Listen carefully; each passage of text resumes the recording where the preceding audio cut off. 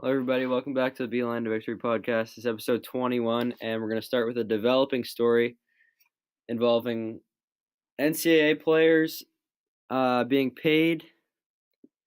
This is sparked from reports around basketball teams, this including universities such as Duke, North Carolina, and the university we're going to talk about, Michigan State. So we're going to bring in Mike, who is a Michigan State fan. What was your reaction to this report? Well, stuff like this happens. We've known this is happening across the country for years. Nobody can be surprised by this. Okay, so this comes out just maybe a month and a half after the report about the football and basketball programs being involved. Yeah, the bogus report, That was not a bogus report. It was a bogus report, and you know it. There's been nothing. You know it's bogus. There's been nothing to prove. There's been nothing to prove it false. And there's nothing in there that implicates either coach. Yes, it does. Nothing. Yes, it does. There's been no connection at all. Zero in that thing that says anything. Okay, well, we're not going to agree on that. But you cannot possibly be making an excuse just because other schools do it. Because University of Michigan was not in that report. John Beilein is not paying his players. Well, the report didn't say Izzo was paying his players. It said an agent paid his mom unknowingly. It didn't have anything to do with Izzo. Izzo said he had nothing to do with it. So it's innocent until proven guilty for me. I don't think Tom Izzo would do the thing like this. I think Izzo should be suspended and Bridges should be suspended. Well, until it's proven, and no, that's ridiculous. They should get a tournament ban just for this. Yeah, right. Well, all right. Well, I think this is just, I don't know how you can possibly sit here and make excuses for this because I'm not making excuses. You sound like you're making excuses. You told me that this happens everywhere. That's not an excuse. No, I was talking about the entire thing. I'm not just the Michigan State thing. It just proves that this basketball team, and from the other report, it looks like the football team is very poorly run. Excuse me? Very poorly run.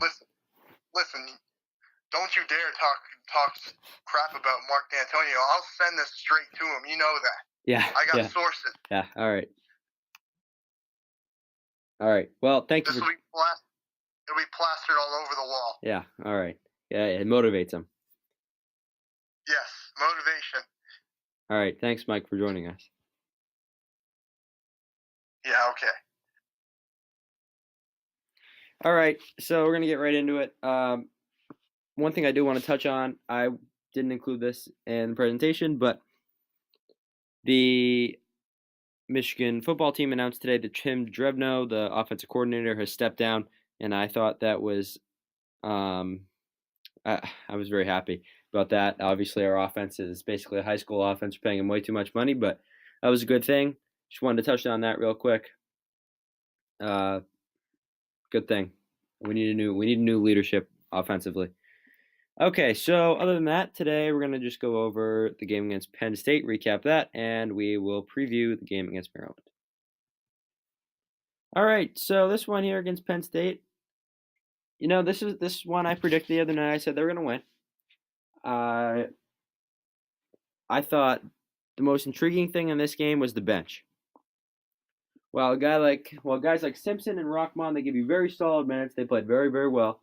And Wagner played very well. He had 18. Two guys off the bench, Duncan Robinson and Jordan Poole. We'll start with Robinson. Robinson has thrived ever since Beilein moved to the bench.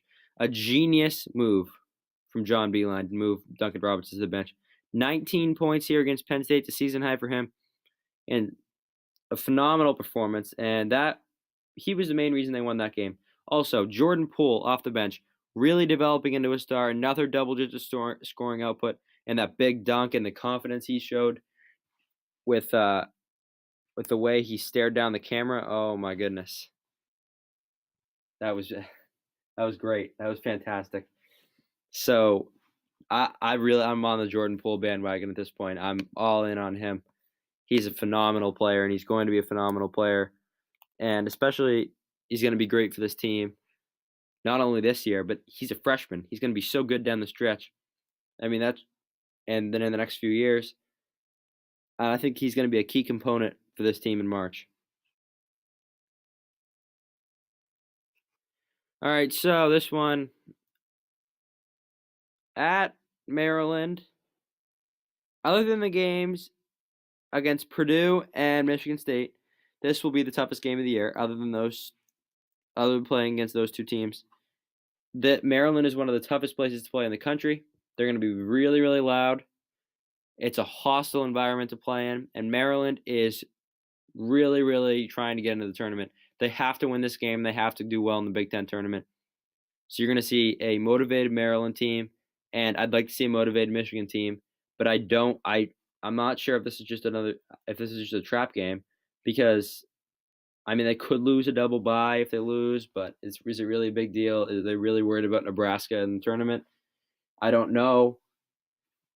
They have to be motivated in order to win this game. They cannot come out flat, or else they will get crushed early and they will not be able to make it up.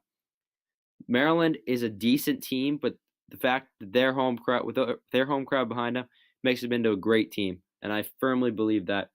And that is why, for the first time this year, I am going to pick Michigan to lose this game to Maryland, and that is the first game I've picked them all year to lose.